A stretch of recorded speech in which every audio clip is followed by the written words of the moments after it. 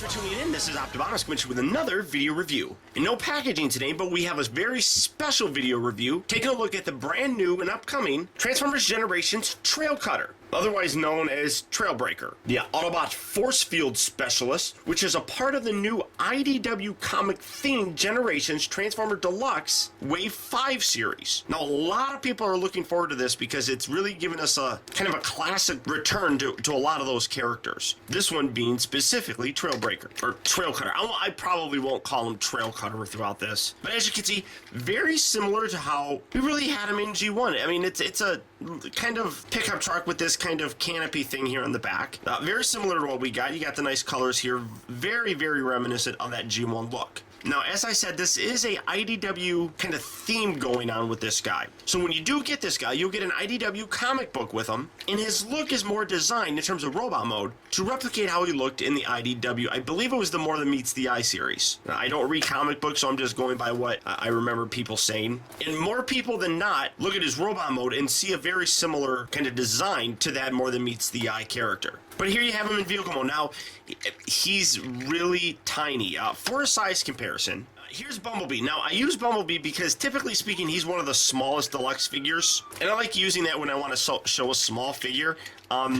He's really tiny. He's actually smaller in vehicle mode lengthwise than Bumblebee here. So he is a very small truck. I mean, you can just see that the size difference here is ridiculous. Now, he does get bigger in robot mode, but this is definitely going to be something that I know is going to put a lot of people off. I want to go as far as say that it's terrible because the vehicle mode does still look nice. You got some really nice paint applications. You got the nice Autobot logo there. You got gold and silver kind of painted here in the front. You got the gold on the headlights, and then you got the silver grille. I mean, the paint applications aren't all that bad. I mean, he doesn't have any taillights or anything painted on him, but it's a nice looking vehicle mode. It's just really, really super small. I mean, that just blew me away when I first saw that. So that's probably the worst part about them. So everything else gets better from here. But if small vehicle modes really are going to put you off, this is definitely something that you're going to have a problem with. And to transform him, he's actually really very simple. And there's something that's very familiar about how he transforms. Mostly in these arms. But first, what you want to do, you want to remove this back section. So just untab this. What you do is you got two little pegs here and here on the bottom, which is kind of hard to see. It slides in and then pegs down, so it's kind of an annoying kind of peg, but you can get it to work. It's just annoying because you got to peg it in vertically and horizontally. So once you get that removed, you have a very goofy looking truck with this giant, I'm gonna go hunt some weather or something like that. And then just take these legs, separate these are going to accordion outward and then lock in on the side. You got little tabs right here and a little groove section right on the inside of this black bit that locks that into place. Then fold down the feet just like so. And here you have his legs pretty much done. Like I said, his arms are very familiar. They have a very similar transformation to what we got with the classic version of Sunstreaker and Sideswipe. They kind of just fold up in here. And then all you do is pull them out and rotate them around. I mean, it's really very simple. Take the hands, fold them out, fold that section down like so. Do that on this side as well. Fold that out, fold that down. Like I said, very similar transformation. And then they also rotate and lock into place, which I'll show you more here in a second. And then just take this section. You're going to collapse this bit down with this Autobot logo. You're going to bring this whole section down. And this is going to tab in. You got this little tab section right here that tabs into this gray bit. Just push that right in there, and then you accordion this back. Here, get these arms up like so, and then you accordion that up and bring that up just like so. Then, like I said, similarly to what we have in Sideswipe and Sunstreaker, you rotate this bit up. Now, this rotates on a very stiff joint. It's not going to come loose, at least on this figure, when you rotate the arm. But you do have a little tiny notch right here and a little tab that it's supposed to lock in, but it doesn't stay in permanently. It just seems to kind of hold it there as an extra piece of support, I guess, and then you rotate these around.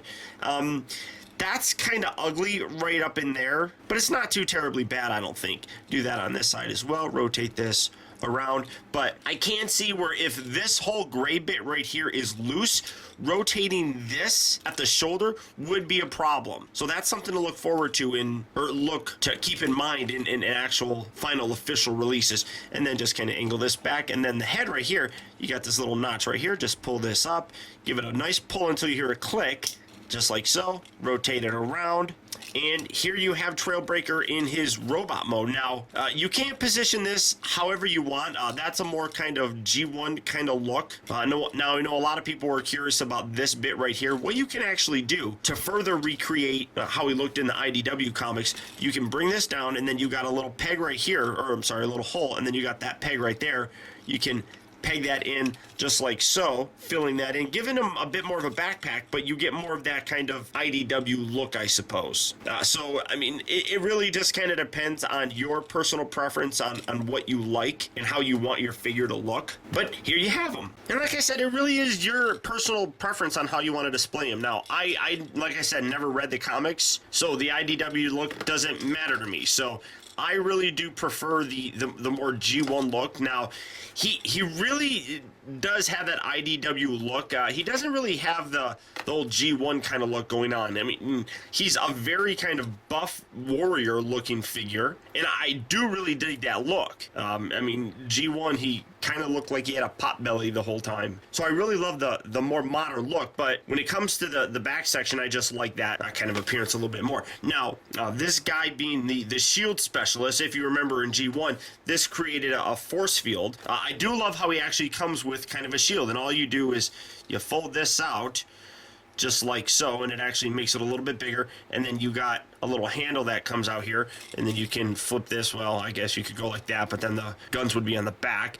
But just stick that right in there, and now you have him holding a shield, which I mean, I do really like that. I mean, obviously he's a force field specialist, so he should come with a force field. So I mean, that's really very cool. And then you got these little prongs here on the top that could kind of be like weapons, I guess. I mean, you could have him shoot it. You're looking like he's going to shoot it if you really want. It's, again, all personal preference. So whatever you guys want to do. Now, some people have complained because he's got a blue visor. I don't know if you can actually see that. Let me get him standing and zoom in here a little bit. And then, yeah, you can see that he's got a blue light piping on here, which might concern some people. Some people might like it to be red. Again, personal preference, I suppose, but I do like the blue look. But you can see really nice detail on here. I mean, I really do like this figure. He's got the kind of generic gray going on here, but really very cool looking nonetheless. Now, one thing that does kind of suck, I mean, this is his only accessory that he comes with. He doesn't come with a standalone gun or anything like that, but he does have a lot of these. I do believe they're 5mm ports. You got one here, you got some here, you got some here on the side. You can really do a lot of different things with it. You can fold this around, you can take this, you can plug this right in there. So you can get a lot of display options with them. It just, again, like I said, depends on what you guys want to do with your figure, but those options are there for you if you are so inclined, I guess. Now, for his articulation, the head is just on a swivel joint. It'll go left and right. Shoulders here are on ball joints. I do really like I said, that this little plastic bit right up in here is really stiff, so you can rotate that all the way around without this moving or anything. So it kind of makes these little tabs up here superfluous, but it is a point of concern in other people's figures. I don't know how the quality control is going to be on it. He does rotate here at the upper part of the bicep, bends at the elbow. The forearms are kind of short, and you can see that he only bends at a 90-degree angle, maybe a little hair less than a 90-degree angle. You can't get it up all the way. The wrists don't rotate, but they move in and out as part of the transformation. He does rotate at the waist. The hips here are on ball joints, so forward and back. He rotates at the upper part of the thigh, bends at the knee, and then he's got a little bit of pivot here in the foot.